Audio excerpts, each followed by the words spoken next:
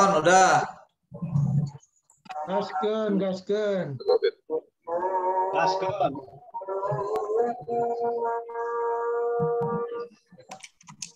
Ya, udah setengah 8. Yo, mulai.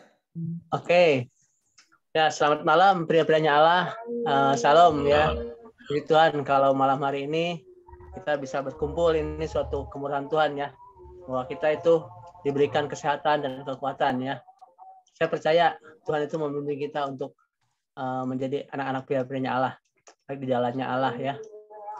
Puji Tuhan pada malam hari ini kita kembali untuk sharing firman Tuhan, untuk memuji dan menyembah Tuhan di kebaktian AMC ya, walaupun Zoom, tapi saya percaya Allah itu hadir di tengah-tengah kita ya. Sebentar kita akan mulai untuk kebaktian ini. Saya serahkan kepada puji-pujian untuk Bro Beno, silakan untuk kita panjatkan doa juga untuk pembuka kebaktian pada malam hari ini. Silakan Bro Beno. Ya, terima kasih. Terima kasih Bro Gunawan dan semua rekan-rekan prianya Allah malam hari ini. Boleh bertemu kembali untuk memuji dan menyembah Tuhan kita Yesus Kristus. Setelah seharian penuh kita beraktivitas, serahkan semua beban-beban yang tadi kita jalani. Kita akan sama-sama berdoa, mohon pimpinan dari Tuhan Yesus Kristus. Kami bersyukur Tuhan kesempatan malam ini, kami sebagai pria-prianya Tuhan yang Engkau sudah izinkan kami berkumpul kembali. Mohon pimpinan-Mu untuk kami dapat memuji mengagungkan nama Tuhan. Kuasai hati kami, pikiran kami semua Tuhan. Lawati setiap keluarga kami malam hari ini. Pimpin kami sebagai kepala keluarga, sehingga kami tetap ada di dalam nama Tuhan Yesus. Terima kasih Tuhan, kami berdoa untuk rekan-rekan kami yang ada dalam perjalanan. Kau berikan perlindungan atas mereka Tuhan. Juga Tuhan, rekan-rekan kami yang belum masuk Zoom, dan yang Kau Tuhan menjamah setiap hati pribadi mereka supaya ada kerinduan untuk bergabung, memuji dan memuliakan nama-Mu Tuhan. Terima kasih. Kuasai hati kami, kuasai HP kami, juga gadget kami yang kami pergunakan malam ini, juga ruangan yang kami pakai Tuhan. Kau kuduskan Tuhan. Terima kasih Tuhan. Kami mengucap syukur. Kami akan mulai pujian dan penyembahan. Dalam nama Tuhan Yesus Kristus, kami mengucap syukur dan berdoa. Haleluya. Amin. Mari kita angkat pujian. Penyertaan-Mu sempurna.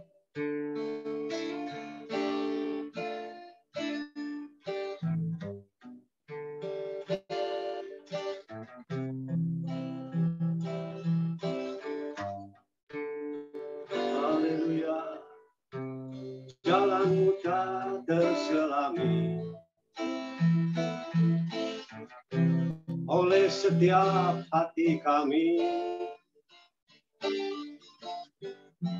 namun satu hal yang percaya,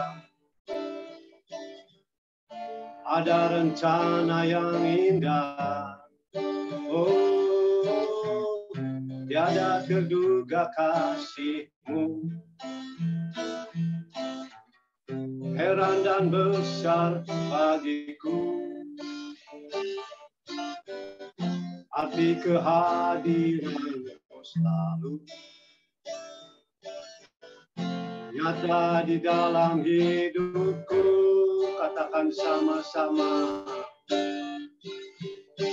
Penyertaan-Mu sempurna, rancangan penuh damai, aman dan sejahtera walau di tengah badai. Ingin ku selalu bersama, rasakan keindahan, arti kehadiran-Mu Tuhan. Katakan jalan-Mu tak terselami, jalan-Mu tak terselami. oleh setiap hati kami. Namun satu hal ku percaya, ada rencana yang indah, tiada terduga kasih-Mu. Heran dan besar bagiku arti kehadiran-Mu selalu nyata di dalam hidupku. Katakan penyertaan-Mu sempurna, rancangan penuh damai, aman dan sejahtera walau di tengah badai. Ingin ku selalu bersama, rasakan keindahan arti kehadiran-Mu Tuhan. Kita menyanyikan jalan-Mu tak terselami,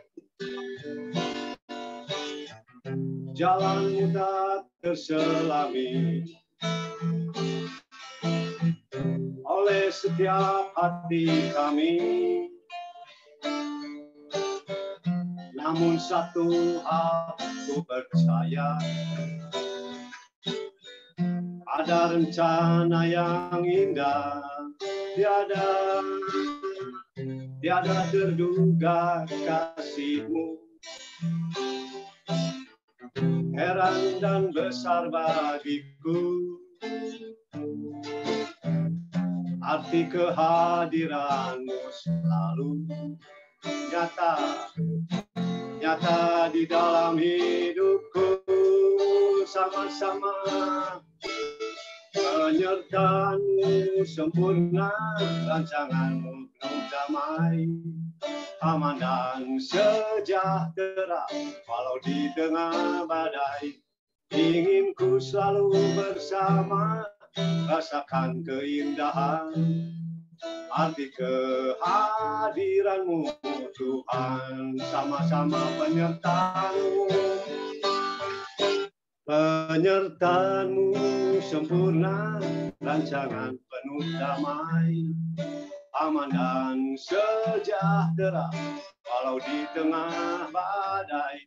Ingin ku selalu bersama, rasakan keindahan arti kehadiran-Mu Tuhan. Sama-sama katakan penyertaan-Mu sempurna, rancangan penuh damai, aman dan sejahtera walau di tengah badai.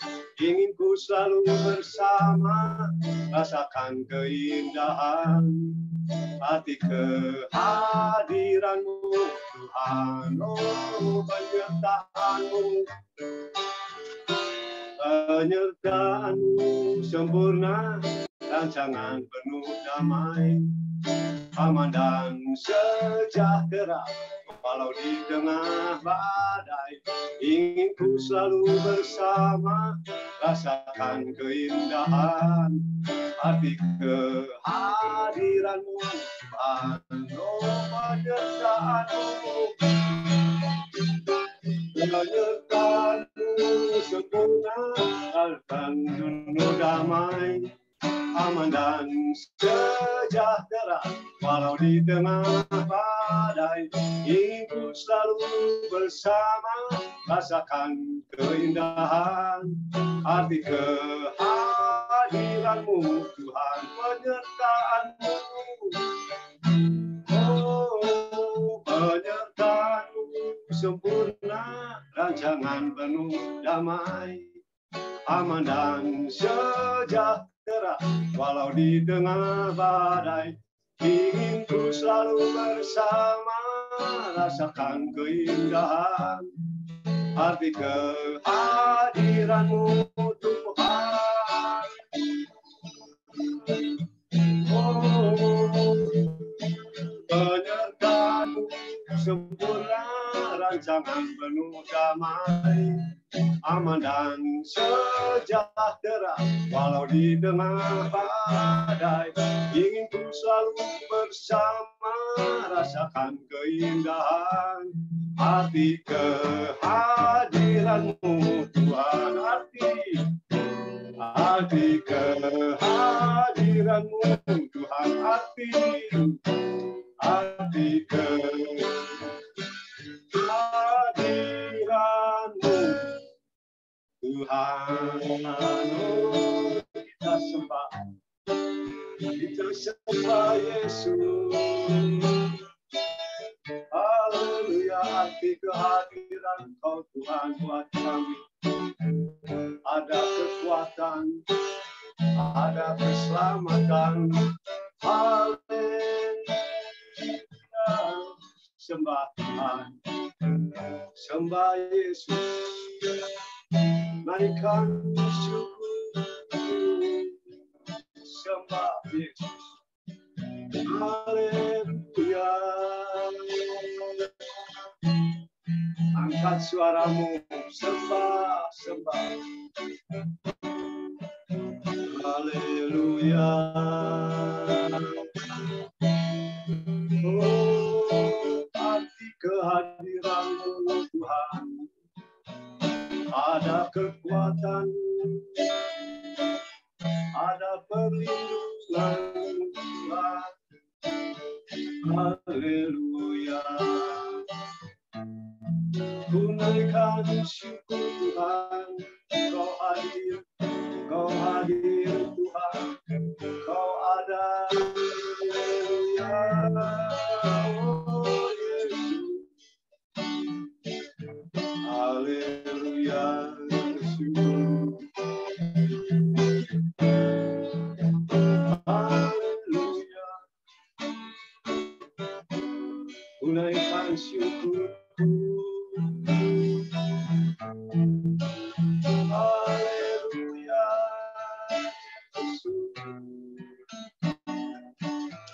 Oh haleluya. Haleluya. Sembah Yesus. Lawati kami Tuhan malam hari ini. Kami sebagai pria-prianya Allah, kami sebagai kepala keluarga Tuhan, lawati jamah setiap hati pribadi kami Tuhan. Haleluya Yesus. Haleluya.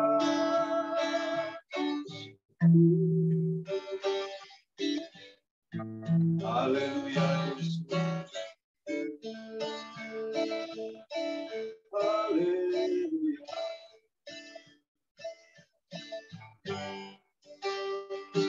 Syukur. Haleluya. Terima kasih Tuhan. Kalau Engkau masih beri kesempatan buat kami memuji dan menyembah-Mu. Inilah yang kami perbuat. Inilah yang dapat kami lakukan Tuhan. Haleluya. Menjamah setiap hati pribadi kami malam ini Tuhan. Hati kami rindu datang dalam hadirat. Kau baik, sangat baik. Haleluya. Terima kasih. Terima kasih. Haleluya. Haleluya. Terima kasih Tuhan Yesus. Biarlah penyembahan kami Tuhan boleh naik ke dalam hadirat-Mu malam ini. Kami mengucap syukur Tuhan malam ini. Awati kami, jamah setiap hati pribadi kami. Dalam nama Tuhan Yesus Kristus, kami mengucap syukur dan berdoa. Haleluya. Amin. Bapak-bapak, saudara-saudaraku, kita sudah menyembah. Kita percaya kasih kuasa Tuhan melingkupi kita malam hari ini. Saya memberikan waktu untuk saudara-saudara untuk bersaksi apabila ada kerinduan bersaksi pertolongan Tuhan terhadap kita selama ini. Saya silakan beberapa saat ada waktu sekitar 5 menit untuk kesaksian. Silakan kalau ada bapak-bapak, saudara-saudara bersaksi. Saya berikan waktu untuk 5 menit ke depan.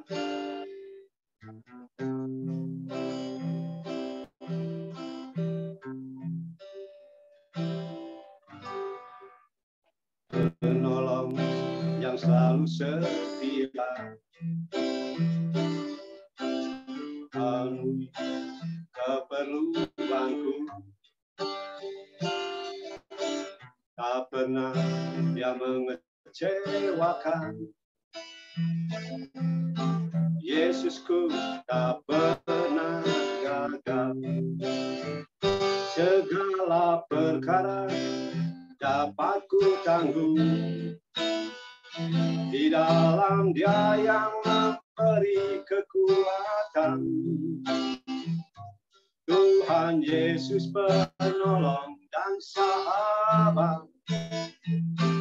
Tetap percaya Tuhan setia, segala perkara dapat ku tanggung. Di dalam Dia yang memberi kekuatan, Tuhan Yesus penolong dan sahabat. Tetap percaya Tuhan setia, tetap percaya Tuhan setia, tetap percaya Tuhan setia. Silakan bapak-bapak, saudara-saudaraku laki-laki yang akan menyampaikan kesaksian, silakan. Ada beberapa waktu, 5 menit lagi. Tuhan, terima kasih nih. Ada? Terima kasih ya buat waktunya. Ya. Saya rindu ya ingin bersaksi menyaksikan kasihnya Tuhan terhadap keluarga saya gitu ya. Sebetulnya perencanaannya untuk pernikahan anak kami yang pertama itu udah dari setahun lah, mepet sekali gitu ya. Dan saya ketika kondisi corona ini, saya berpikir udah bagaimana itu, Tuhan, apakah bisa kita berkumpul atau bagaimana gitu ya. Nah, saya dilema, walaupun saya terus berdoa dan segala sesuatunya, anak saya juga berusaha sih sama calonnya gitu ya, sambil berjalan, saya berdoa, takutnya khawatir ya. Terus acaranya bagaimana nih? Kita harus ngatur waktu karena istilahnya tamu undangan juga nggak bisa banyak gitu. Karena kalau kita hanya datang lewat itu nggak enak gitu. Sampai acara untuk pernikahannya itu acarain dulu untuk tunangannya gitu. Saya berpikir, aduh ini bagaimana gitu ya pertunangan. Jadi kita bagi dua atau gimana gitu. Kalau semua kita saudara kerabat juga kita banyak gitu. Dan saya percaya Tuhan udah atur, dan ketika udah kasih keputusan udah kita bagi dua. Jadi ada acara pertunangan itu kita dilaksanakan di hotel restoran Punik ya. Jadi kita berjalan dan memang Tuhan mencukupkan segala sesuatu, kita nggak kekurangan ya. Dan nextnya itu saya pikir lagi, aduh ini pas corona lagi tinggi-tingginya Omikron, apakah bisa gitu, bisa berjalan atau enggak gitu ya. Di sana undangan juga nggak terlalu banyak lagi katanya. Itu Tuhan memang atur lah, begitu hebat ya, sehingga pelaksanaannya bisa berjalan lancar tuh, walaupun kita bentrok dengan acara raker ya, itu saya aduh gimana nih, tapi saya percaya Tuhan memberikan sesuatu yang terbaik. Kemarin hari Sabtu tanggal 5 ya, jamnya kita sore jam 6 itu juga udah diaba-aba, Pak, ini nanti jam 6 atau jam 6 lewat seperempat tuh kita acara harus mulai. Paling telat jam 8 kita harus beres-beres. Saya berdoa, Tuhan, terserah Tuhan lah, saya udah kita ikutin. Ya, saya putuskan, ya udah kita nggak sampai jam 8. Dan memang Tuhan tuh memberikan jalan yang terbaik ya buat saudara-saudara kerabat juga yang saya datang, itu puji Tuhan ya. Saya percaya Tuhan memberikan yang terbaik. Dan saya juga merasa was-was, aduh takutnya lagi ini kita ada pesta, ada acara, itu dilaksanakan di Haris ya, Haris Cembuluit ya, hari Sabtu tanggal 5 itu kemarin. Saya sampai deg-degan juga nih, aduh kalau ada apa, tapi puji Tuhan berjalan dengan lancar dan semuanya dicukupkan dan semua Tuhan memberikan yang terbaik buat keluarga kami ya. Dan saya juga mengucapkan terima kasih buat Pendeta Nyala, AMC, ketika juga kerabat semua, saudara-saudara, teman, dan ini saya ucapkan terima kasih untuk dukungannya ya, untuk doanya, untuk segala sesuatunya dari acara lamaran sampai acara pesta pernikahannya. Itu kesaksian saya, begitu Tuhan dahsyat ya. Tuhan mencukupkan segala sesuatunya, cukup gitu ya, nggak kurang nggak lebih ya. Tuhan, terima kasih. Silakan, Bro Beno. Bagi Tuhan tidak ada yang mustahil. Selamat ya Bro Gunawan atas tunangannya. Maksudnya anaknya selamat menempuh hidup baru. Kalau Bro Gunawan tidak boleh tunangan lagi ya. Tuhan setia, Tuhan setia. Terima kasih, Tuhan berkati Bro Gunawan yang sudah bersaksi. Bagi Tuhan itu tidak ada yang mustahil. Sebentar kita akan sama-sama mendengar firman Tuhan. Akan angkat satu pujian sebelum kita masuk ke dalam doa. Bagi Tuhan tak ada yang mustahil. Bagi Tuhan tak ada yang tak mungkin. Mujizatnya disediakan bagiku. Ku diangkat dan dipulihkannya bagi Tuhan tak ada yang mustahil. Bagi Tuhan tak ada yang tak mungkin. Mujizatnya disediakan bagiku. Ku diangkat dan dipulihkannya. Sekali lagi bagi Tuhan tak ada yang mustahil. Bagi Tuhan tak ada yang tak mungkin. Mujizatnya disediakan bagiku. Diangkat dan dipulihkannya bagi Tuhan tak ada yang tak mungkin. Bagi Tuhan tak ada yang tak mungkin. Mujizatnya disediakan bagiku. Ku diangkat dan dipulihkannya bagi Tuhan tak ada yang mustahil. Bagi Tuhan tak ada yang tak mungkin. Mujizatnya disediakan bagiku. Ku diangkat dan dipulihkannya. Ku diangkat dan dipulihkannya. Ku diangkat dan dipulihkannya.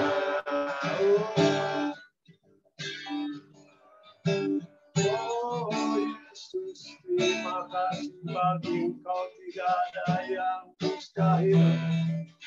Bagi Tuhan tidak ada yang mustahil.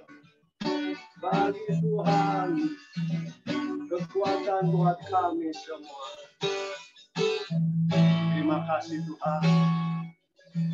Naikkan syukur. Terima kasih.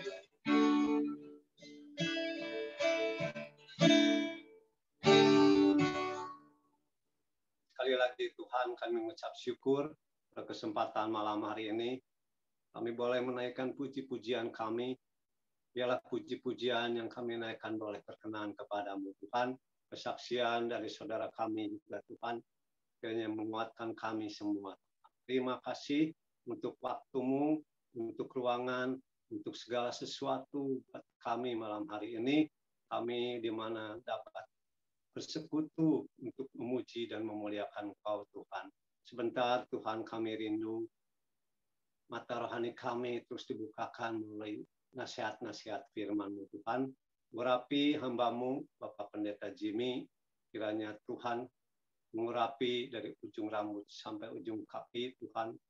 Kiranya firman yang akan disampaikan ya Tuhan, boleh sampai ke dalam hati kami masing-masing Tuhan.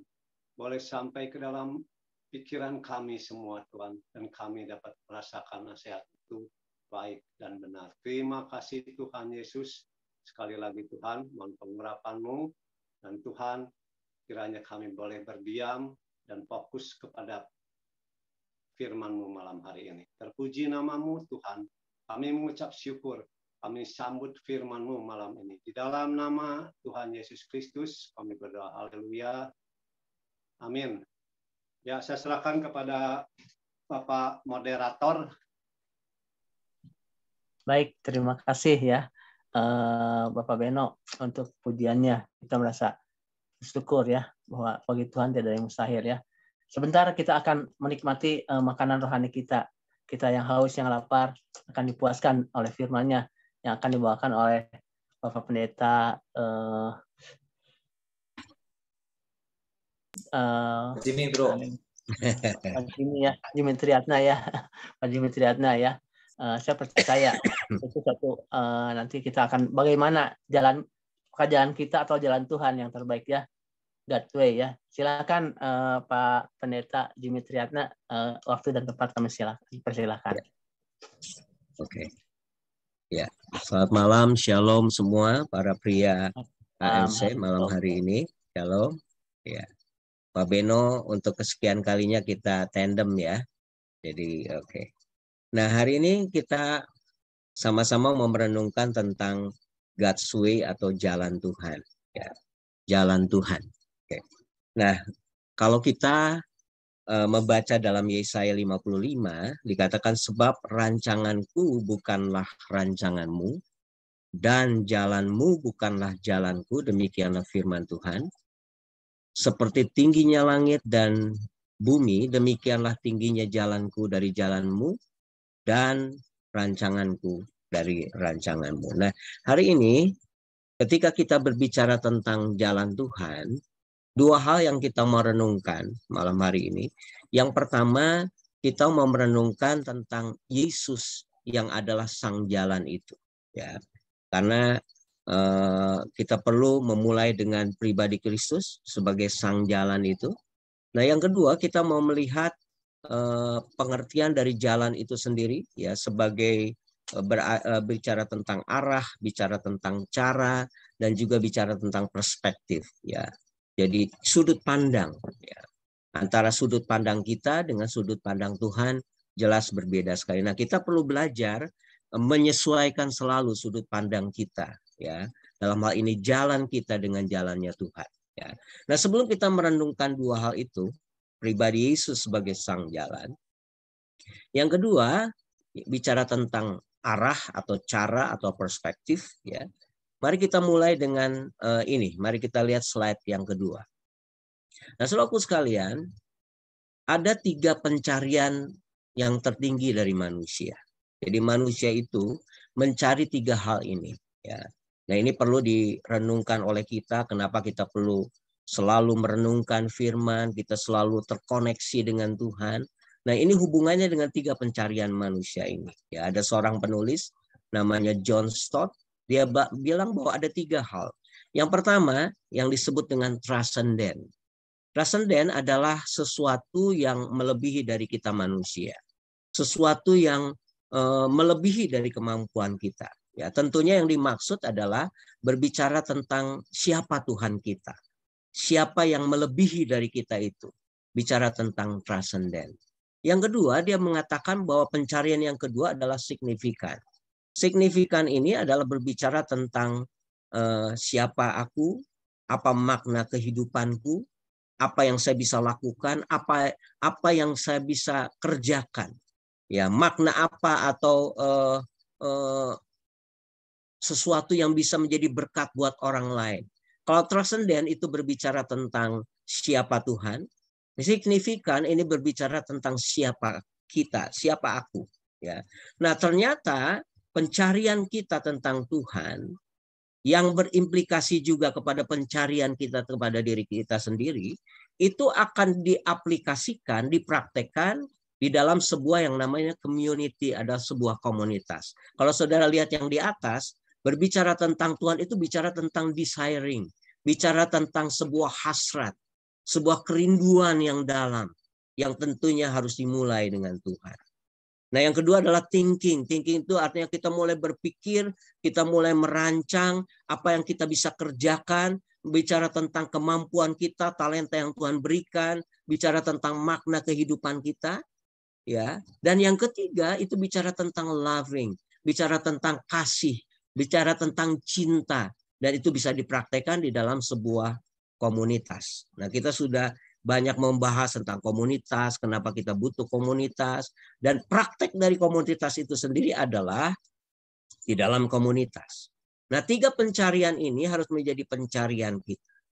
Pencarian akan Allah, pencarian akan siapa diri kita, dan juga pencarian tentang siapa orang lain. Ya, apa yang saya bisa lakukan terhadap orang lain. Ya. Nah, dalam konteks God's way atau jalan Tuhan, kita perlu memahami 3 hal ini. Oke, next Pak. Nah, saudaraku sekalian kita akan baca ya. Yang pertama tentang Yesus Sang Jalan. Nah, saudaraku sekalian, kita semua pasti ingat kalau berbicara tentang Yesus Sang Jalan adalah Yohanes 14 ayat yang ke-6. Ya.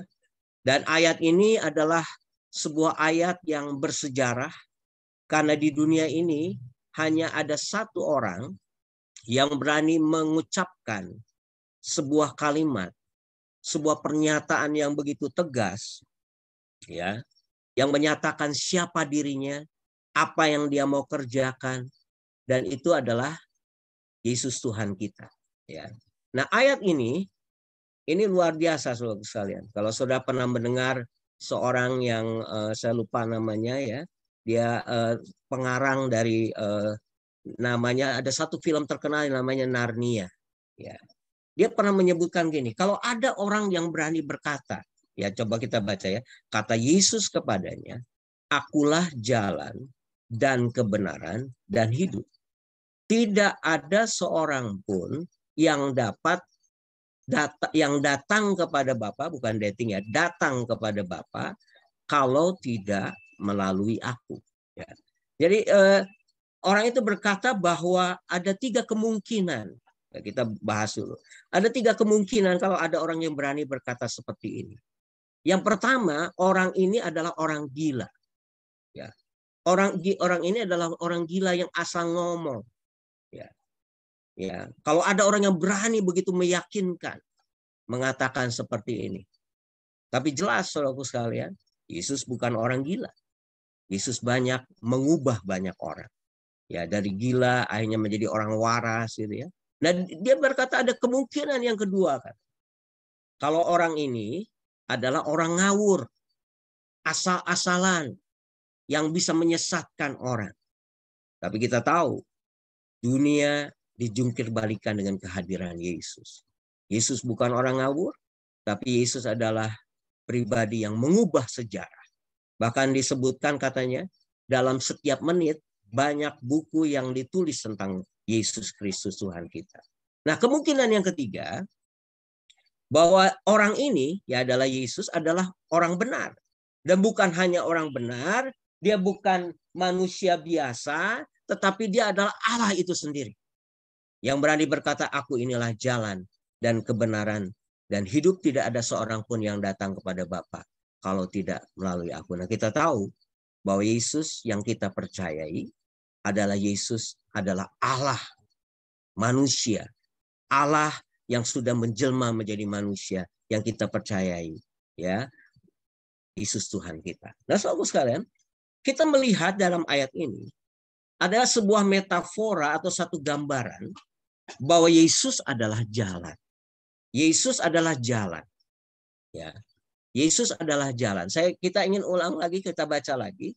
Kata Yesus kepadanya, coba pelan-pelan kita baca. Akulah jalan dan kebenaran dan hidup. Tidak ada seorang pun yang datang kepada Bapa kalau tidak melalui aku. So, perhatikan di sini ada dua hal yang disebutkan sebenarnya. Ya. Yang pertama, metafora bahwa Yesus adalah jalan. Yesus adalah jalan. Nah, metafora yang kedua dikatakan Bapa adalah sang tujuan. Ya. Jadi Yesus adalah sang jalan, Bapa adalah sang tujuan. Nah, seringkali kita membaca ayat ini, kita hanya berhenti kepada Yesus yang adalah sang jalan itu. Nah, seringkali kalau kita hanya berhenti kepada Yesus yang adalah sang jalan itu, mari kita lihat gambar ini. Yuk kita lihat gambar selanjutnya, nanti kita akan baca ayat berikutnya. Selanjutnya, Pak. Ya, selanjutnya. Nah, ini.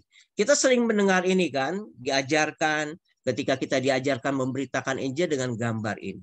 Ada dua tempat yang berbeda. Yang pertama adalah manusia berdosa, di mana kita ada. Dan yang kedua ada yang disebut Allah yang suci. Kita manusia berdosa, Allah yang suci. Ya. Terus kita mengajarkan, kita memberitakan bahwa di antara manusia yang berdosa dengan Allah yang suci ada sebuah jurang pemisah.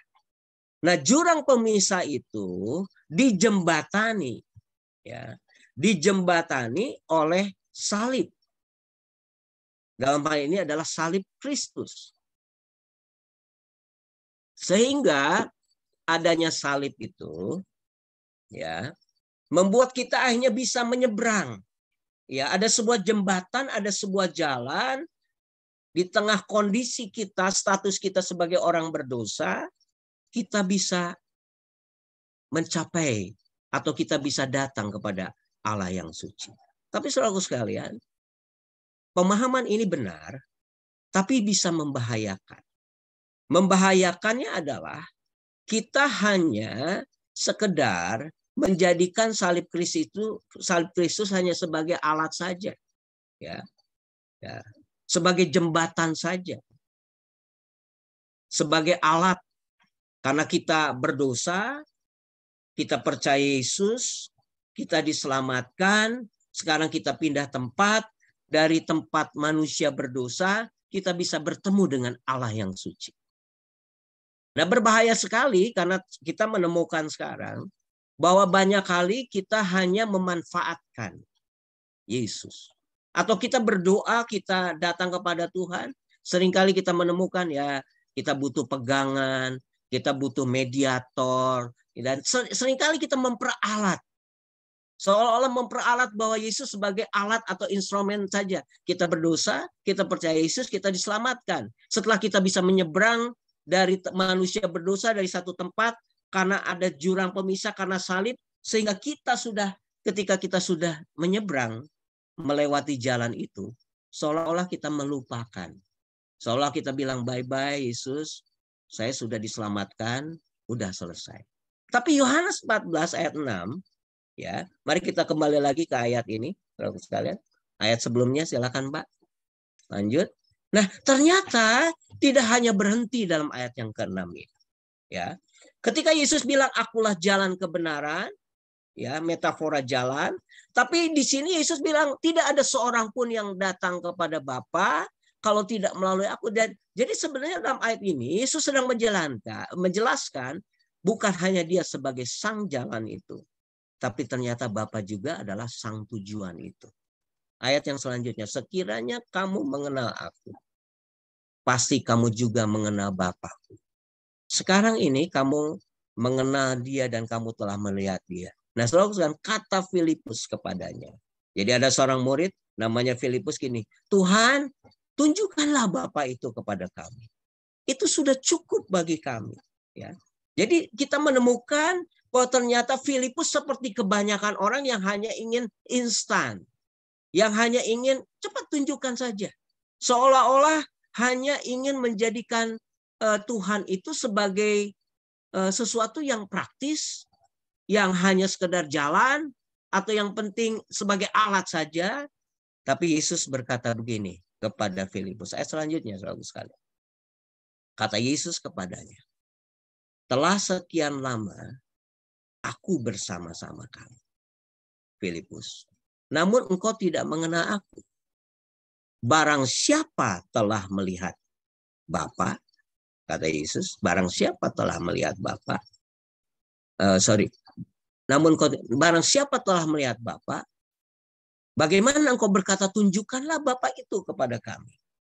Ayat selanjutnya, tidak percayakah engkau bahwa aku di dalam Bapa? Perhatikan kalimat ini.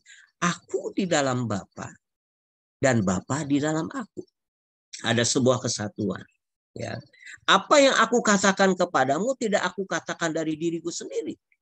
Tetapi Bapa yang diam di dalam aku, dialah yang melakukan pekerjaannya. Ayat selanjutnya. Masih ada lagi ayatnya? Oke. Berhenti. Mari kita lihat gambar ini, saudaraku sekalian. Yuk. Selanjutnya, Pak. Nah, kalau sudah lihat di sini, kita menemukan sebuah prinsip hidup, nanti kita akan belajar. Bahwa kita tidak hanya berhenti kepada Yesus sebagai sang jalan. Ya. Kita juga perlu mengerti bahwa Yesus adalah sang jalan, tapi kita diperkenalkan juga oleh Yesus sebagai bahwa Bapa adalah sang tujuan itu. Ya. Jadi Yesus adalah jalan, tapi sekaligus dikatakan Yesus Bapa adalah sang tujuan itu. Jadi kita tidak hanya berhenti menjadikan Yesus sebagai sang tujuan atau sang jalan, dan kita harus mulai fokus kepada Bapa sang tujuan itu. Nah, dalam perjalanannya kita akan ditemani oleh Roh Kudus. Soalnya perhatikan di sini, nanti dalam pasal berikutnya Yesus menjelaskan tentang Roh Kudus. Dari sini kita bisa lihat ada sebuah pola Allah, ya, yang sering kita sebut sebagai gaya hidup Allah. Nah, gaya hidup Allah itu bukan gaya hidup sendirian. Nah, gaya hidup Allah itu yang sering kita pelajari bahwa gaya hidup Allah bukan aku tapi kita. Nah, Yesus sebenarnya sedang mengajarkan sebuah prinsip. Kalau Allah kita, Bapa, Sang Firman, Yesus dengan Roh Kudus, itu berada dalam satu kesatuan utuh yang tidak bisa terpisahkan satu dengan yang lain. Yesus sedang mengajarkan kepada kita bahwa kita juga harus memiliki sebuah gaya hidup Trinitas, gaya hidup yang namanya gaya hidup Allah. Ada orang menyebutnya gaya hidup Trinitaris, ya. Bukan gaya hidup berpusat kepada diri sendiri, tapi sebuah gaya hidup yang dihidupi oleh Bapa, Anak, dan Roh Kudus, dan biar ini juga dihidupi oleh kita. Oke, lanjut selanjutnya, Pak. Akhirnya kita menemukan sebuah prinsip ini, saudaraku sekalian. Kita tiba kepada Sang Bapa sebagai tujuan. Jadi tujuan kita adalah seperti Yesus berkata, aku adalah jalan, kebenaran, kehidupan. Tidak ada seorang pun yang sampai kepada Bapa. Artinya Bapa sebagai sang tujuan itu kalau tidak melalui aku. Jadi kita tiba pada Sang Bapa sebagai tujuan dengan menjalani Kristus sebagai sang jalan dalam persahabatan kita dengan Roh Kudus. Roh Kudus sekalian, sampai Yesus berkata, aku di dalam Bapa, Bapa di dalam aku. Nah, saya ingin menjelaskan bagian ini. Silakan Pak selanjutnya. Ada sebuah gambar. Ya, ada sebuah percakapan yang menarik, saudara sekalian. Dari seekor panda dengan Tiny Dragon. Jadi si panda nanya nih sama si Tiny Dragon ini, menurut kamu mana sih yang lebih penting? Ya. Jalan, the journey, atau tujuan? Ya, the journey or the destination. Mana yang lebih penting? Nah, Tiny Dragon menjawab, keduanya sama penting. Ya. Jadi kalau kita berbicara tentang Kristus, kita tidak hanya berbicara tentang apa yang Yesus sudah lakukan, tapi juga kita harus mulai berbicara tentang pribadi Allah sendiri, pribadi Yesusnya gitu. Karena seringkali kita hanya mau berbicara tentang prinsip-prinsip, belajar prinsip-prinsip, kita lupa bahwa sebenarnya tujuan dari semua prinsip itu adalah kita memiliki sebuah hubungan, keintiman dengan Yesus sebagai pribadi. Kita sering mendengar, kita jangan hanya mengejar tangannya atau apa yang Yesus lakukan, tapi kita mau mendapatkan hatinya, sebuah hubungan. Ya, jadi sekali lagi kita mau mulai belajar mempraktekkan bahwa ternyata kita harus mulai mempraktekkan prinsip ini. Mari kita lihat gambar ini. Baru setelah itu saya ingin masuk ke poin ini. Saudara, ini ada sebuah gambar. Nah, gambar ini menggambarkan sebenarnya dipahami oleh gereja mula-mula, ya, oleh gereja-gereja awal, bahkan di gereja-gereja ortodoks sekarang, yang dikenal sebagai sebuah prinsip namanya perikoresis. Ya. Perikoresis itu kalau bahasa Jawanya, ya, atau Indonesianya adalah manunggal. Ya, sebuah prinsip di mana ya masing-masing pribadi itu hidup bersama, tapi saling mendiami, saling menguatkan, tidak terpisahkan satu dengan yang lain. Yang Yesus menyebutnya adalah aku di dalam Bapa, Bapa di dalam aku. Ya. Artinya sebuah prinsip di mana kita tidak bisa lagi yang satu merasa lebih tinggi dari yang lain, tapi kita saling. Ya, saling itu artinya sama tapi menguatkan satu dengan yang lain. Nah, mari kita belajar Saudaraku sekalian. Nah, ini perikoresis ini dalam dunia teologi diajarkan, mungkin di mimbar-mimbar agak sulit disampaikan, tapi ini sebenarnya adalah prinsip yang tadi aku di dalam Bapa dan Bapa di dalam aku. Ya, poin pertama adalah Yesus sebagai sang jalan. Nah, sekali lagi, jangan hanya berhenti kepada pemahaman Yesus sebagai sang jalan, kita lupa ada Bapa sebagai sang tujuan. Ya, dua-duanya sama penting. Ya, jalan dan tujuan adalah sama penting, dan kita jangan lupa kita menjalani kehidupan kekristenan kita tidak sendirian. Ada persahabatan dengan Roh Kudus yang akan membawa kita, ya, bukan hanya kepada pemahaman saja, tapi kepada satu hubungan yang semakin dalam. Ya, karena itu tujuan kita, tujuan Tuhan buat kita. Nah, poin yang kedua ini penting. Ya, setelah kita mengerti pribadi Yesus sebagai sang jalan sekaligus juga Bapa sebagai sang tujuan, mari kita lihat poin yang kedua. Nah, saudaraku sekalian, God's way itu jalan Tuhan memiliki beberapa pengertian. Pengertian yang pertama adalah bicara tentang cara. Ya, bicara juga tentang arah. Dan berbicara juga soal perspektif. Ya. Nah, saya ingin berbicara soal perspektif atau sudut pandang. Nah, saya ingin menjelaskan ada dua hal ini. Ini bagus menurut saya untuk kita renungkan. Ada dua orang sahabat yang tinggal dalam satu perumahan. Mereka ternyata bekerja di dalam satu kantor, satu building yang sama. Yang satu bekerja di lantai 10, sedangkan yang satunya bekerja di lantai 1. Ya. Nah, sore-sore orang yang bekerja di lantai 10 telepon sama sahabatnya yang di lantai 1 itu. Yuk kita pulang. Yuk. Nah, terus yang kerja di lantai 1 dia bilang begini, gimana kita pulang? Di depan begitu macetnya. Mana bisa kita pulang? Macet, mendingan kita ke kantin, ngopi-ngopi. Sampai tunggu di luar terurai sehingga tidak macet. Terus temannya di lantai 10 dia bilang begini, justru saya lihat di atas. Inilah waktu yang paling bagus untuk kita pulang. Ya, kamu cuma hanya bisa melihat, memandang yang di depan. Kalau saya di atas melihat bahwa itu ada tabrakan bis dengan mobil, itu sedang berusaha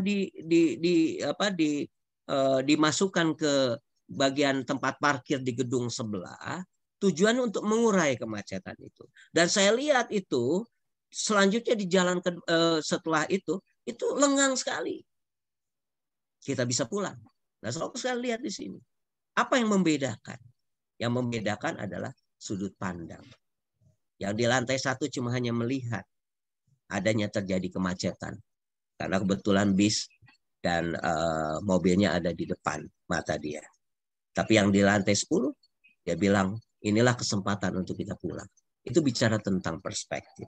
Ya, mungkin sudah pernah dengar juga, ada sebuah gambaran bicara perspektif, adalah seorang ibu dengan anak umur 3 tahun.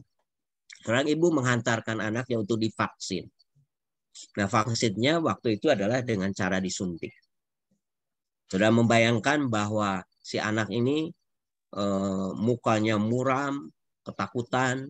Biasa anak kan takut disuntik. Dia berpikir di hatinya bahwa ibunya jahat. Kalau ibunya baik, kenapa dia harus disuntik? Kan saya takut dengan mesin suntik. Ya, akhirnya dia dibawa dan dia heran. Ibunya kok semangat banget gitu. Udah pertama saya disuntik oleh dokter itu. Dan anehnya katanya di hatinya si anak itu, bahwa akhirnya mamahnya kok bilang terima kasih sama dokter itu. Bahkan membayar. Ya. Bahkan membuat janji kembali untuk melakukan vaksin yang berikutnya. Ya, bagi si anak, ibunya jahat. Bagi si ibu, ya, bagi si ibu, ini adalah sesuatu yang baik demi kesehatan anaknya itu. Nah, selalu apa yang membedakan ini adalah berbicara tentang perspektif. Tadi kita sudah baca, rancangan kita berbeda dengan rancangan Tuhan. Ya, jalan kita berbeda dengan jalan Tuhan. Dan seringkali memang begitu tinggi. Nah, kita perlu belajar tentang jalan Tuhan, rancangan Tuhan seperti apa. Nah, 2 hal yang kita mau pelajari hari ini, saudara sekalian. Kita lihat, saudara sekalian, mari kita lihat slide berikutnya. Berbicara tentang jalan Tuhan dalam pemahaman tentang jalan atau cara atau perspektif, kita perlu mengerti sebuah prinsip begini, saudara sekalian. Bahwa kerajaan Allah itu berbeda dengan kerajaan dunia ini. Ada seorang penulis namanya Donald B. Kraybill. Dia menulis tentang kerajaan yang sungsang, ya, upside down kingdom. Bahwa ternyata katanya kerajaan Allah dalam ini prinsip-prinsip Tuhan atau kerajaan Kristus atau Allah itu bersifat terbalik, sungsang. Ya. Nah, itu perlu kita mengerti. Sungsang berbeda sekali dengan kerajaan-kerajaan dunia ini. Kerajaan dunia ini dengan segala sistem yang ada, mau monarki, mau sifatnya model-model yang lain, mau yang namanya sifatnya lebih otoriter, semua dirancang sedemikian rupa. Selalu ada yang atas, ada bawah. Ya. Dan akhirnya selalu ada yang namanya tirani. Ya. Mengakibatkan kerajaan dunia ini siapa yang di atas menguasai yang di bawah. Ya. Tapi saudaraku sekalian, kita perlu mengerti bahwa kerajaan Allah adalah kerajaan yang sungsang. Berbeda. Satu kali murid-murid berbicara tentang mereka sangat bernafsu sekali untuk menjadi pemimpin. Ya. Tapi Yesus memberikan sebuah gambaran ini. Boleh kamu menjadi pemimpin, tapi kamu harus menjadi hamba bagi banyak orang. Ya, sebuah sungsang. Dunia ini enggak.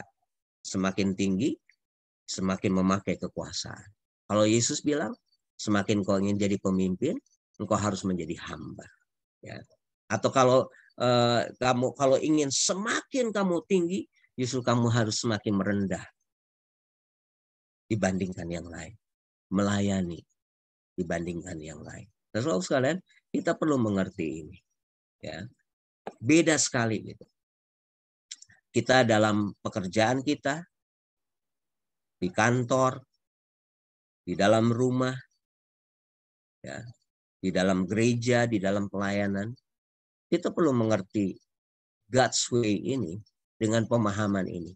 Bahwa kerajaan Allah ternyata dirancang, didesain, berbeda sekali, terbalik ya dibandingkan dengan kerajaan-kerajaan dunia ini.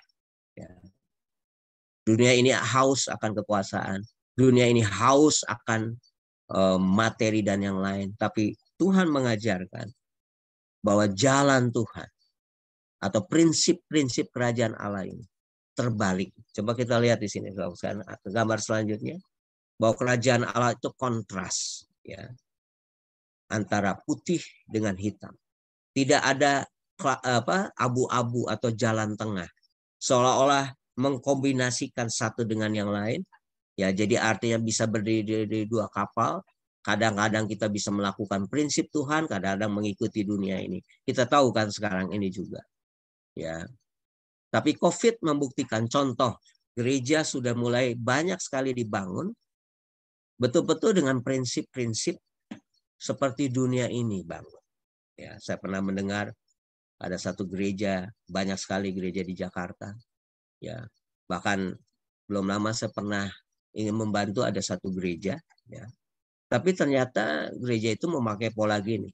Setiap dia buka pelayanan di mana, dia selalu akan undang artis. Ya. Artis-artis. Dia sebutkan bayar sekian untuk mendatangkan massa. Ya. Setelah sekian lama, ya dia sudah hitung tuh. Dalam 3 bulan akan mengundang artis siapa aja. Ya. Menyanyikan sesuatu gitu ya. Bahkan manggil Mongol, ya. Si Mongol yang stand up komedi untuk bikin lucu-lucu rame-rame, tujuannya untuk mendatangkan massa. Saya kaget, saya bilang, Tuhan, aduh, kok cara-cara dunia ini mulai banyak sekali dipakai. Ya.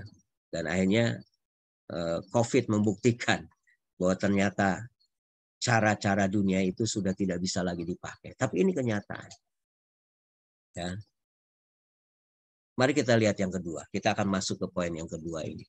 Yang kedua, saudaraku sekalian, jalan Tuhan di dalam Alkitab itu ternyata, kalau saya perhatikan, ya,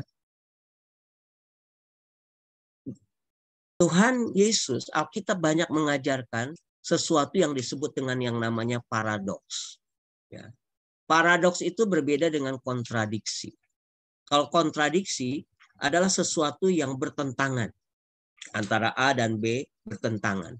Ya. Tapi kalau paradoks adalah sesuatu yang kelihatannya bertentangan, tetapi sebenarnya sama-sama benar.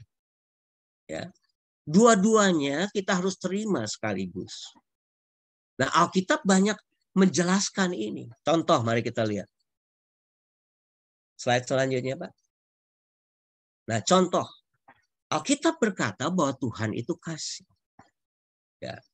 Tapi di bagian yang lain, Tuhan itu adil. Kalau saudara baca Roma 11, dikatakan, perhatikanlah kemurahan Tuhan.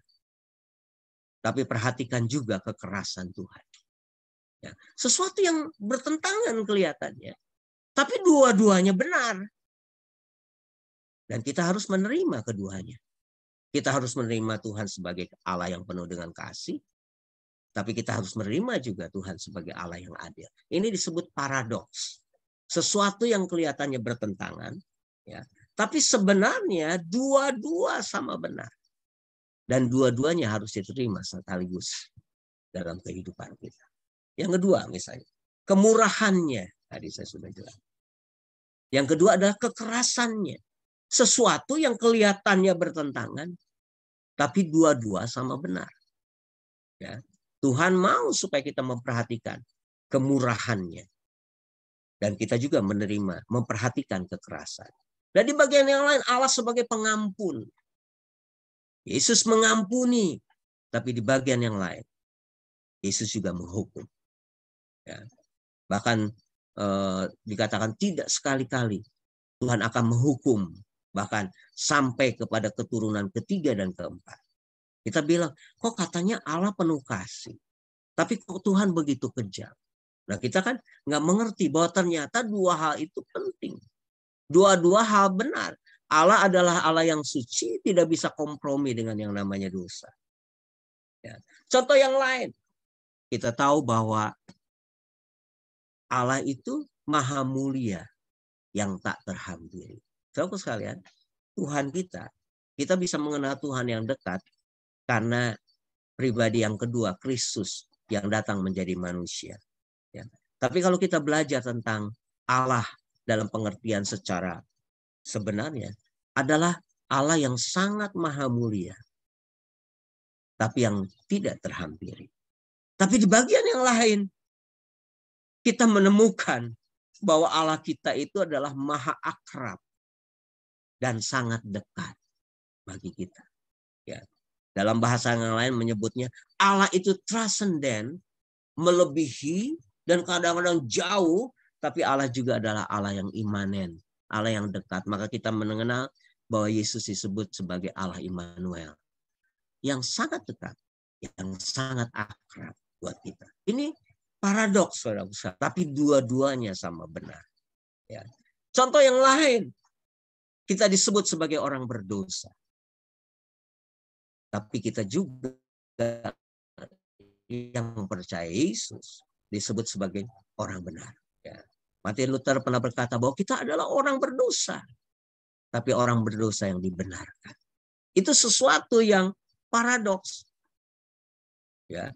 Orang berdosa yang dimurkai, tapi karena salib Kristus, percaya Yesus, kita disebut sebagai orang benar atau orang yang dibenarkan. Ya. Ada seseorang pernah berkata begini, kita adalah mahkota ciptaan, tapi sekaligus kita adalah mahkota pendosa. Nah, saudara, ini sesuatu gambaran yang paradoks. Ya. Nah, hari ini saya mau share berkaitan dengan paradoks ini. Jadi begini, saudara, beberapa bulan ini saya coba menggali kebenaran firman Tuhan. Kalau saudara baca dalam Roma pasal 1, Paulus menjelaskan tentang Injil adalah kekuatan Allah. Tapi kalau saudara baca dalam 1 Korintus dan 2 Korintus, penulis yang sama, Paulus, menjelaskan bahwa Injil itu adalah Injil kebodohan bagi dunia ini. Ya. Bahkan dalam pasal 11-12 dalam 2 Korintus, ya, Paulus menjelaskan sebuah pidato. Dan dia menyebut pidato itu adalah pidato kebodohan. Nah, saudara perhatikan ya. Allah Injil adalah kekuatan Allah. Tapi di bagian yang lain, Paulus menjelaskan tentang Injil kebodohan. Yang bagi dunia ini adalah kebodohan. Sesuatu yang paradoks. Tapi kita harus terima kedua-duanya. Ya. Yang disebut dengan yang tadi, Injil adalah kekuatan Allah, itu benar. Tapi Injil juga adalah kebodohan bagi dunia, adalah benar. Jadi kalau saudara belajar saya belajar tentang 2 Korintus ini menarik. Jadi Paulus itu di jemaat Korintus, jemaat yang penuh karunia ini, rupanya ada saingan waktu itu. Jadi ada yang disebut dengan, nanti saudara bisa baca, yang Paulus menyebutnya sebagai rasul-rasul super. Rasul-rasul yang super apostle dia menyebutnya. Ya. Yang membuat terpesonanya mereka, yang hampir-hampir mereka lebih ikut rasul-rasul itu. Tapi Paulus menjelaskan bahwa ternyata rasul-rasul super itu bukan rasul-rasul yang benar. Mereka adalah orang-orang penyesat-penyesat yang Paulus menyebutnya bahwa iblis saja bisa menyamar sebagai malaikat terang. Ya, dia sedang menjelaskan bahwa rasul-rasul yang super yang dianggap hebat itu adalah sebagai rasul-rasul yang palsu, bukan rasul-rasul yang benar. Nah, mulai kalau saudara baca di dalam 2 Korintus 11 dan 12, Paulus mulai menjelaskan ya tentang apa yang dialami oleh dia, mengalami karam kapal, mengalami puasa terpaksa, mengalami penderitaan demi penderitaan. Ya. Terus Paulus menjelaskan begini, ini yang menarik saudara sekalian, bahwa dunia seringkali bermegah, bangga dengan kekayaan, dengan kemampuan, dengan apa yang dimiliki, ya, dengan prestasi-prestasinya. Tapi Paulus menjelaskan gini, yang dia bangga cuma 2 saja. Yang pertama dia bangga, bermegah atas kelemahannya, atas kerapuhannya. Yang kedua dia bermegah akan Kristus. Saya ulang ya. Paulus berkata bahwa dia bermegah bukan atas kekuatan. Dia nggak bermegah karena bayangannya bisa menyembuhkan. Kalau saya tahu sapu tangannya bisa menyembuhkan. Ya, dia bikin mujizat membangkitkan orang mati. Dia tidak bermegah akan hal itu. Tapi dia katakan saya bermegah dua saja. Yang pertama, dia bermegah atas kerapuhannya, atas kelemahannya. Ya. Yang kedua, dia bermegah akan Kristus. Ya, sampai dia berkata, dia bilang kalau saya mau bangga, saya bangga.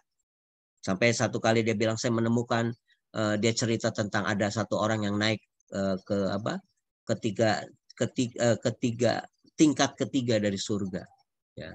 Dia ada orang bilang dia sedang berbicara tentang dirinya. Dibawa di dalam sebuah alam rohani, dibawa ke surga. Tapi dia bilang, saya tidak mau bermegah karena itu. Saya tidak mau bermegah karena saya orang Yahudi. Saya tidak mau bermegah karena apa yang saya lakukan. Tapi dia cuma bermegah pertama, ya, kerapuhannya, kelemahannya. Dan yang kedua, dia mau bermegah karena Kristus. Ya. Saya ingin kita baca bersama-sama yuk dalam 2 Korintus 12. Ya. Ini ayat terakhir buat kita. Bisa ditunjukkan ayatnya Pak, karena nggak ada slide-nya. 2 Korintus 12. Bentar. 2 Korintus 12. Bentar. 2 Korintus pasal yang ke-12. Kita baca dari ayat yang ke-1, Pak. Boleh? Bentar. Yuk. Kita baca ayat 1 ya, saudara sekalian, dan selanjutnya. Aku harus bermegah, sekalipun memang hal itu tidak ada faedahnya. Namun demikian aku hendak memberitakan penglihatan-penglihatan yang kuterima dari Tuhan. Ayat 2. Aku tahu tentang seorang Kristen 14 tahun yang lampau. Ya, ada yang bilang dia sedang berbicara tentang dirinya. Ya. Entah di dalam tubuh aku tidak tahu, entah di luar tubuh aku tidak tahu. Allah yang mengetahuinya, orang itu tiba-tiba diangkat ke tingkat yang ketiga dari surga. Aku juga tahu tentang orang itu. Entah di dalam tubuh, entah di luar tubuh, aku tidak tahu, Allah yang mengetahuinya. Ya. Ia tiba-tiba diangkat ke Firdaus dan ia mendengar kata-kata yang tak terkatakan, yang tidak boleh diucapkan manusia. Atas orang itu aku hendak bermegah, tetapi atas diriku sendiri aku tidak akan bermegah. Selain, perhatikan apa saudara? Atas kelemahanku. Aneh ya. Dia seorang rasul yang besar, melakukan banyak mujizat, banyak melakukan perkara-perkara yang hebat buat Tuhan, mendirikan gereja di mana-mana, tapi dia bilang, saya bermegah selain atas kelemahan-kelemahan. Sebab sekiranya aku hendak bermegah juga, aku bukan orang bodoh lagi, karena aku mengatakan kebenaran. Tapi aku menahan diriku supaya jangan ada orang yang menghitungkan kepadaku, lebih daripada yang mereka lihat padaku atas apa yang mereka dengar daripadaku. Dan supaya aku jangan meninggikan diri. Karena pernyataan-pernyataan yang luar biasa itu, pengalaman yang luar biasa itu, maka aku diberikan suatu duri di dalam dagingku. Saudara perhatikan ada duri. Ya, banyak penafsir Alkitab duri ini bicara tentang ada kecacatan dalam tubuhnya. Tapi ini penafsiran saja. Ada yang bilang juga ini adalah penyakit epilepsi yang akut. Ya, tapi ini pun penafsiran saja. Tapi intinya ada duri di dalam dagingku, yaitu seorang utusan iblis untuk menggocoh aku, supaya aku jangan meninggikan diri. Tentang hal itu aku sudah 3 kali berseru kepadaku, Tuhan, supaya utusan iblis itu mundur daripadaku. Tetapi jawab Tuhan kepadanya, cukuplah kasih karuniaku bagimu, sebab justru dalam kelemahanlah kuasaku menjadi sempurna. Sebab itu terlebih suka aku bermegah, perhatikan, di atas kelemahanku, supaya kuasa Kristus turun menaungi aku. Karena aku senang dan rela di dalam kelemahan, di dalam siksaan, di dalam kesukaran, dan di dalam penganiayaan, dan kesesakan oleh karena Kristus. Perhatikan kata ini. Sebab jika aku lemah, maka aku kuat. Ya, kalau saya lihat di dalam Alkitab ini, kita menemukan sebuah rahasia sebenarnya lewat Paulus ini. Untuk kita bisa bertahan dalam masa apapun, apalagi dalam masa COVID ini, adalah ketika kita mulai menyadari kerapuhan kita, kelemahan kita, ketidakmampuan kita. Saat itulah kita bergantung kepada Kristus dan kuasa-Nya.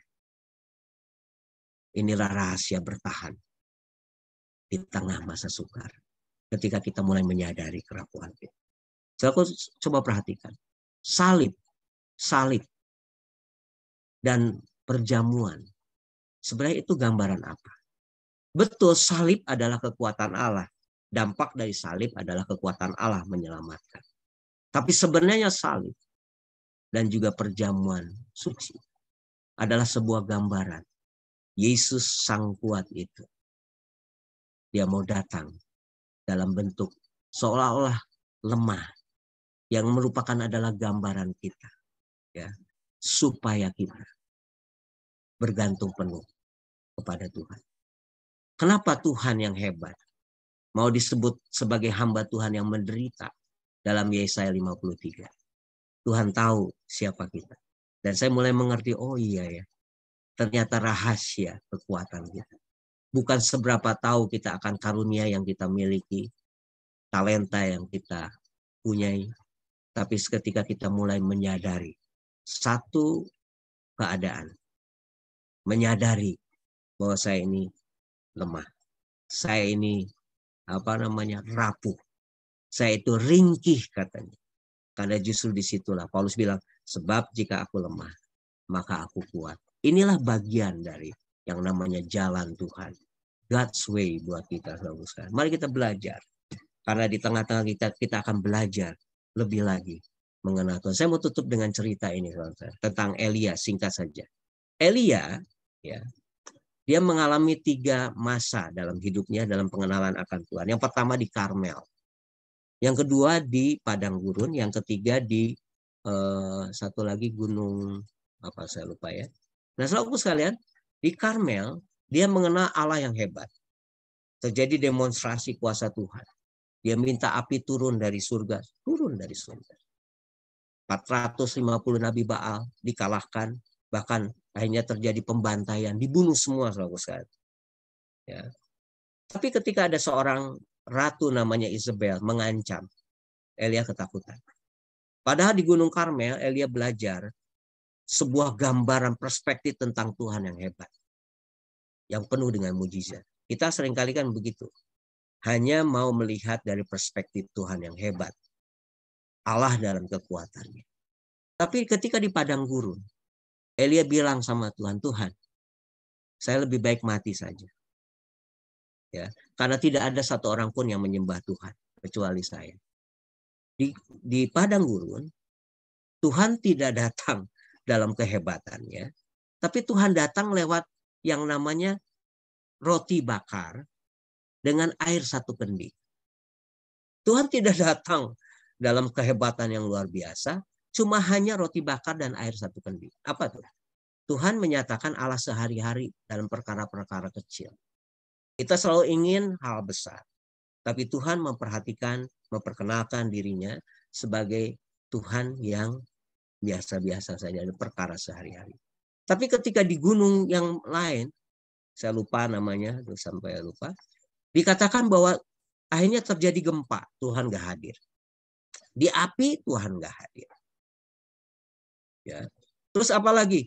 Terjadi gempa, api, dan angin yang besar, Tuhan gak hadir di situ. Tapi Tuhan hadir lewat angin sepoi-sepoi. Di situ Tuhan sedang memberikan sebuah gambaran begini. Elia melihat Tuhan seolah-olah antara ada dan tiada. Ya.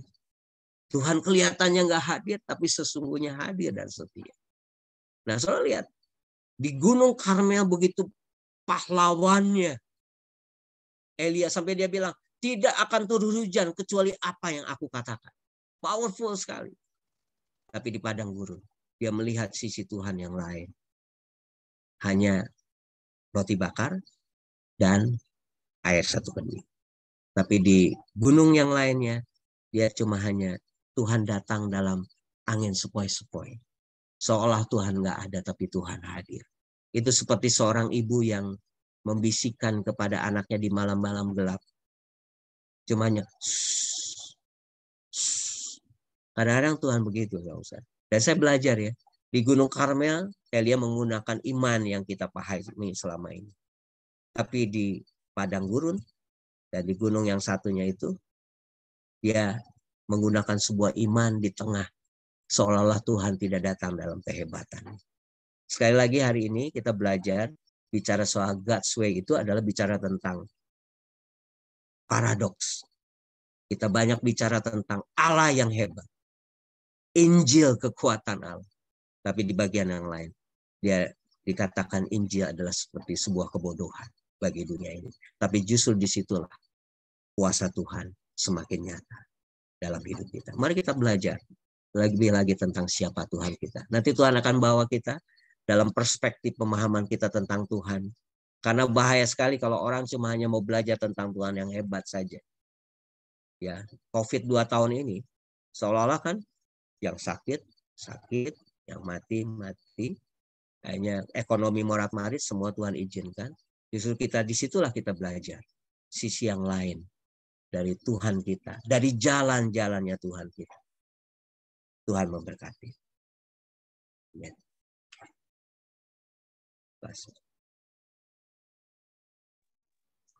Amin. Puji Tuhan Ya. ya. Terima kasih buat hambanya Bapak Pendeta Jimmy ya. Udah menjelaskan ya jalan Tuhan saya bagaimana. Dari pria-prianya Allah, AMC, ada yang mau bertanya atau kurang jelas tentang sharing firman Tuhan tadi, silakan yang mau bertanya. Karena tidak ada chat ya, chatting. Silakan yang mau bertanya, silakan.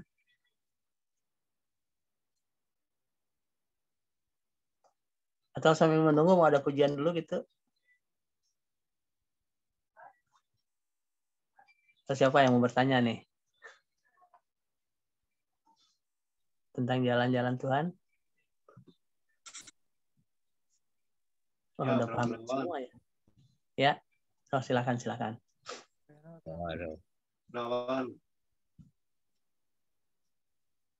Ya, terima kasih Pak Jimmy. Bukan satu kebetulan kalau setiap Pak Jimmy khotbah saya yang pujian.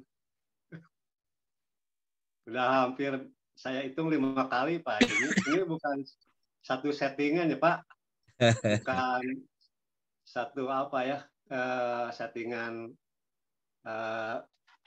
ketua AMC, tapi memang satu kebetulan Bapak Jimmy khotbah, saya pujian Pak. Nah, Ya, Tuhan Pak. berkati Pak Jimmy. Ya, ini pemaparan firman Tuhan tadi sangat-sangat menarik buat saya Pak Jimmy. Mana dikatakan dalam tema God's Way ini ada sesuatu yang terbuka, rahasia terbuka jalan-jalan Tuhan untuk kita semua. Tadi dikatakan dalam pertengahan khotbah Pak Jimmy ada skema yaitu tujuan sang jalan, lalu perjalanan ditemani oleh Roh Kudus melalui Bapa sang tujuan ya Pak. Ya. Dan dikatakan ada istilah transenden dan imanen. Allah transenden itu Allah yang jauh daripada kita. Yang saya tanyakan adalah selama Allah transenden, apakah perjalanan kita ditemani oleh Roh Kudus, Pak Jimmy? Ya, jelas, Pak. Transenden itu mungkin lebih tepat adalah sebuah gambaran yang agung, yang besar, ya, yang memang kelihatannya jauh. Padahal Tuhan kan kita Tuhan yang dekat, tapi dia sekaligus ya imanen. Jadi dalam semua jalan Tuhan menemani kita, Pak. Dalam situasi apapun. Baik, Pak. Berarti tetap Roh Kudus menemani kita ya, Pak? Iya, Pak. Oke, terima kasih Pak Jimmy. semua saya tangkap dengan baik dan saya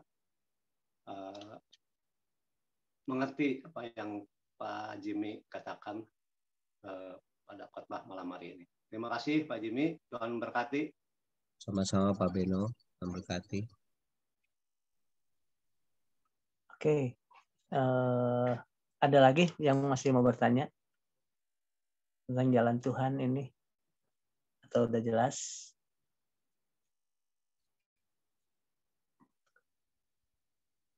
Ya, kalau tidak ada, kayaknya cukup jelas ya. Kalau tidak ada, saya nanti serahkan kepada Bro Haiki ya. Barangkali ada pengumuman atau apa, silakan Bro Haiki untuk waktunya. Terima kasih.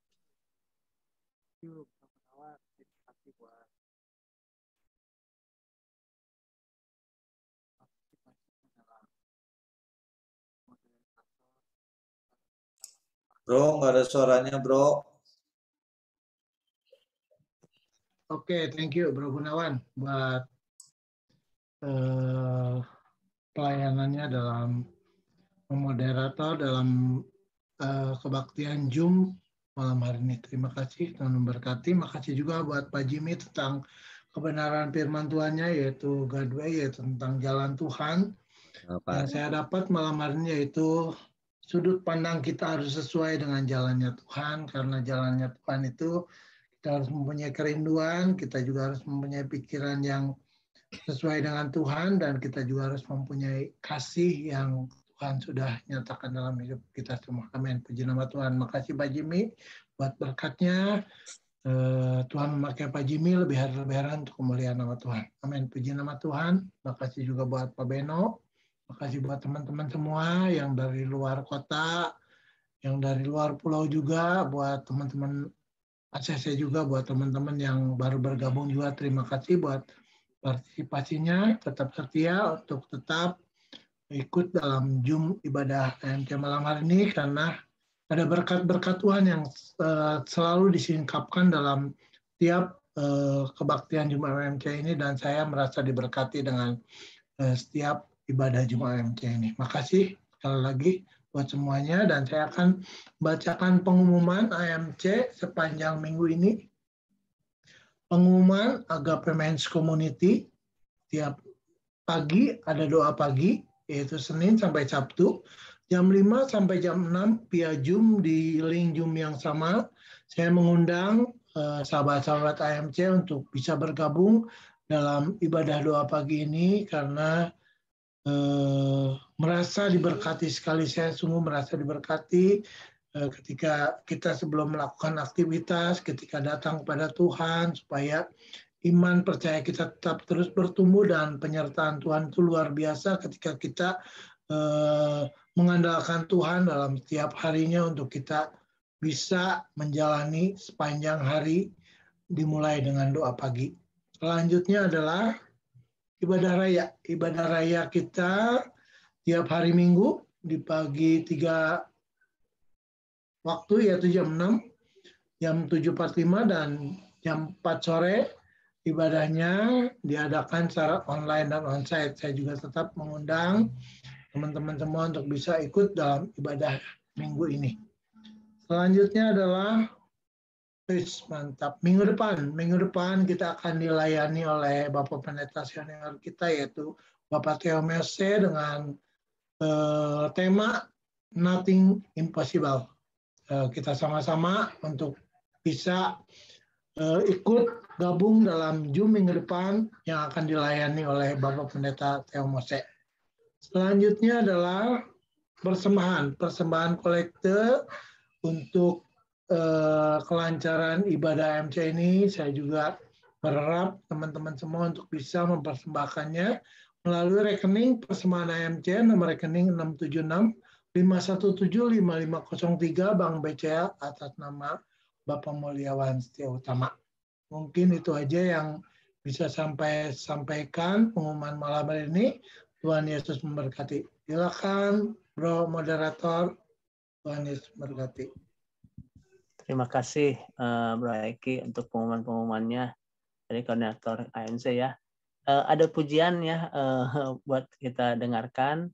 sebelumnya nanti setelah pujian saya serahkan kepada penasihat Bapak Daniel ya. Ada pujian silakan bro, ada pujian. Bapak Theo mau saja berdoa berkatnya bro. Tuhan Yesus memberkati.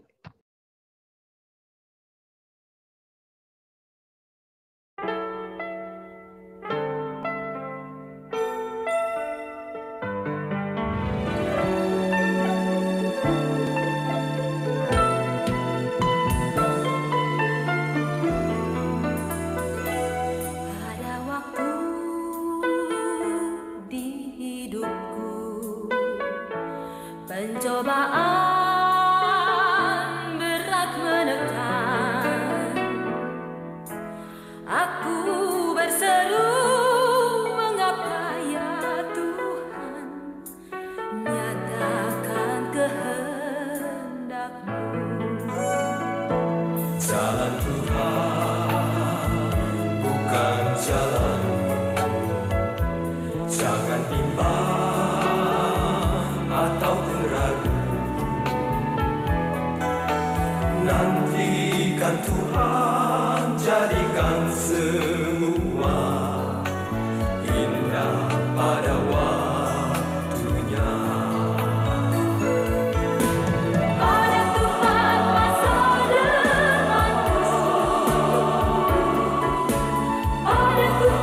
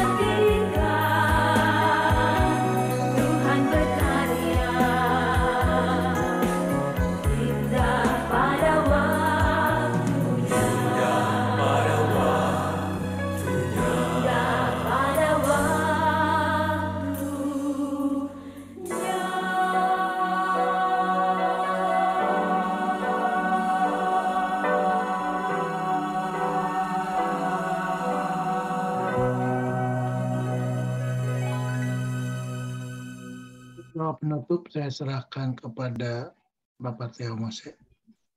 Ya, Indah pada waktunya ya. Silakan untuk doa penutup. Bapak Theo kayaknya udah ada, Bro. Sudah lep ya. Oke, saya minta dengan hormat Bapak Gembala Dedi Gunawan minta tutup dalam doa berkat. Makasih Pak Gem. Ya, makasih Pak Gem. Mari kita satukan hati kita. Kami berdoa jikalau kami pada malam yang indah ini, kami boleh datang beribadah kepadamu Tuhan. Kami sudah memuji membesarkan nama-Mu. Terlebih lagi kami telah diberkati melalui firman-Mu. Kami percaya dan kami yakin bahwa Yesus adalah jalan, kebenaran, dan hidup. Dan kami tahu Tuhan bahwa tidak ada satu orang pun sampai ke Bapa jika tidak melalui Yesus. Terima kasih, ajari terus kami mengenal-Mu dengan benar, sehingga kami mengerti jalan-jalan-Mu Tuhan, dan kami mengerti juga tentang rencana-Mu yang luar biasa, yang sudah Tuhan rancang dalam hidup kami, bahwa kami terus percaya kepadamu dengan segenap hati kami Tuhan. Terima kasih buat kebaikan kemurahan-Mu. Kami malam hari ini Tuhan, untuk para hamba-hamba-Mu yang sudah Tuhan percayakan melayani, mulai dari Brother Beno Tuhan yang sudah memimpin pujian penyembahan, baik Brother Gunawan sebagai moderator Tuhan, juga hamba-Mu Bapak Pendeta Jimmy Triatna Tuhan yang sudah Tuhan percayakan untuk menyampaikan isi hati-Mu. Tuhan juga untuk koordinator AMC, Brother Haiki, Tuhan lebih memakai, Tuhan lebih mengurapi Tuhan. Tuhan terus menambahkan kapasitas yang datang daripada Tuhan. Hikmat pewahyuan ada menyertai para hamba-hamba-Mu Tuhan. Sehingga dimanapun para hamba-Mu berada, sungguh-sungguh Tuhan boleh menjadi saluran berkat buat banyak orang dan nama-Mu yang dipermuliakan. Tetap Tuhan memagari, menjagai seluruh para hamba-hamba-Mu. Beri damai sejahtera-Mu Tuhan, beri kesehatan yang datang daripada-Mu Tuhan. Baik kami kaum pria yang hadir malam hari ini, kami percaya Tuhan juga melengkapi kami percaya Tuhan juga memakai kami Tuhan. Kami percaya Tuhan terus menumbuhkan iman percaya kami. Tuhan terus membawa kami boleh belajar Tuhan tentang kebenaran firman-Mu. Berikan kemampuan kepada kami untuk kami menjadi pelaku firman-Mu. Roh Kudus terus mengingatkan dan membantu kami selalu Tuhan, untuk kami boleh belajar intim bersama-Mu Tuhan. Terima kasih, kami boleh belajar suka membaca dan merenungkan firman-Mu. Segala permasalahan hidup kami mau serahkan di bawah kaki-Mu Tuhan. Dan kami percaya Tuhanlah yang menjadi sumber jawaban, dan kami percaya Tuhanlah yang menjadi sumber pertolongan. Apabila di antara kami ada sakit, penyakit Tuhan, kami percaya bahwa oleh darah dan oleh bilu-bilu-Mu, kami mengalami kesembuhan daripada Tuhan. Terima kasih Tuhan buat kebaikan kemurahan-Mu. Kami tetap sepakat, kami mau mengundang Tuhan hadir dalam keluarga kami pribadi lepas pribadi Tuhan. Karena kami mengakui kami tidak mampu, kami memerlukan-Mu selalu Tuhan. Terpujilah buat segala kebaikan kemurahan-Mu. Di dalam nama Tuhan Yesus kami terima berkat daripada-Mu yang luar biasa terjadi dalam hidup kami. Dalam nama Tuhan Yesus kami telah berdoa mengucap syukur malam yang indah ini. Haleluya. Amin. Selamat malam Bapak-Bapak. Malam, Tuhan memberkati. Terima kasih. Thank you.